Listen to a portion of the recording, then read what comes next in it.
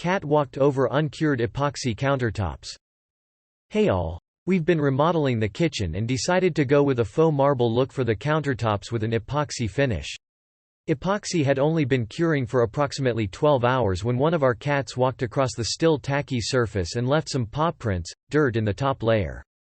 Outside of redoing the entire epoxy process, does anybody have advice on how to fix these blemishes? Edit. Photos of the culprits. My wife has already started to work on the blemishes and while I was away, unfortunately couldn't convince her to keep the mementos, meaning I can't provide photos of the damage. She put acetone directly over the prints, which seems less than ideal starting.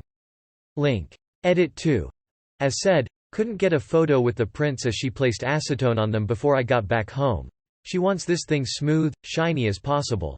No cat prints smiley face. Photos of the post-acetone blemishes below. Assuming just sand and polish these areas from this point on? Link. Let cure, sand out, buff, polish, clean well. Then if you want, add a thin layer of clear epoxy on top. My granddaughter left 4 little fingerprints in my countertop when it was curing. They will be there as long as I am alive. Pantry remodel. Pantry shelves were too deep and there was a lot of unusable vertical space above the top shelf. Opened things up and made more visible by going to U-shaped shelves. By going from 3 shelves to 5, actually increased area by 13.5%. Overall installation and the before. Details of cutting, sanding plywood shelves and 1x3 supports. Materials. -4 feet by 8 feet by 3/4 and birch veneer core plywood, $65. -1x3 wood, for supports, reused and scrap. Number 10 3/5 and construction screws, $10.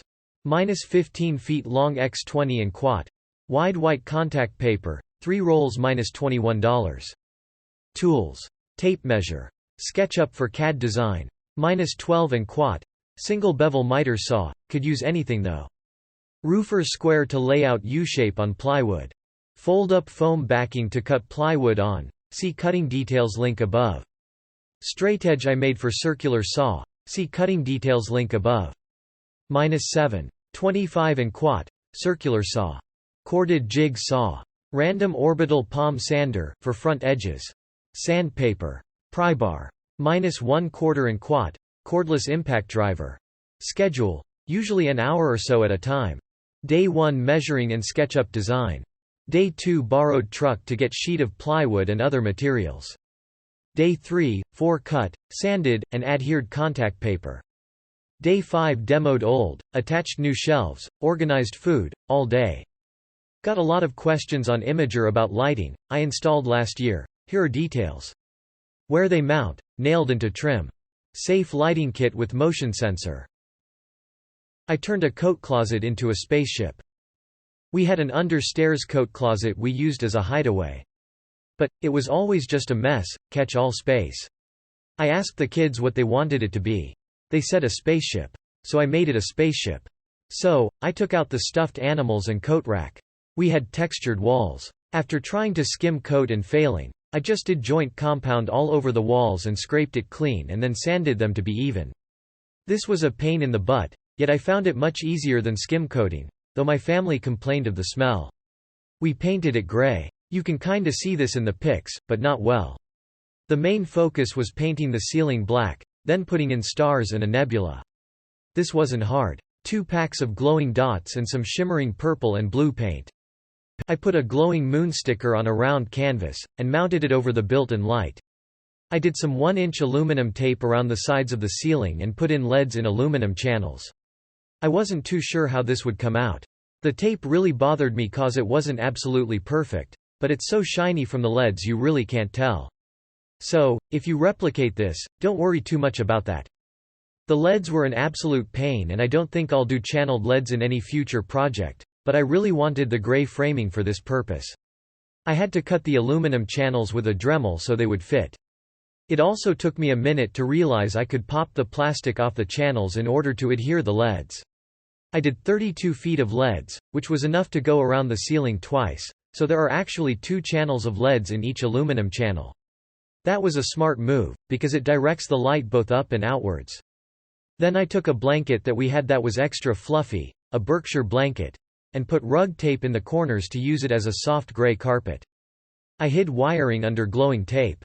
At some point in the future, I may add a TV, and have a second line of tape, but that's probably months or years down the road. I think this would have been a weekend project for me a few years ago, but I lost some lung functioning, and being honest, this project took me 4 months. Anyways, that's my project. I hope y'all like it.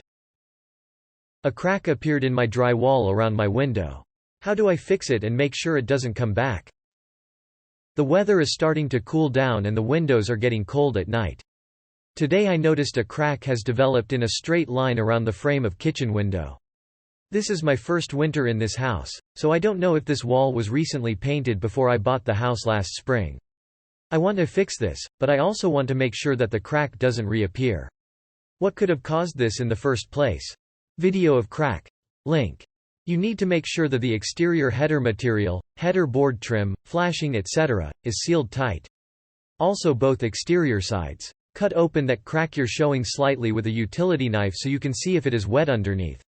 If not, spackle, sand, paint. 100% that crack will reappear without the use of tape. Knocking sound when using hot water. When I use hot water in the bathroom sink, it makes a series of knocking sounds from inside of the wall. The longer I have the hot water on, the more quickly the knocking sound becomes.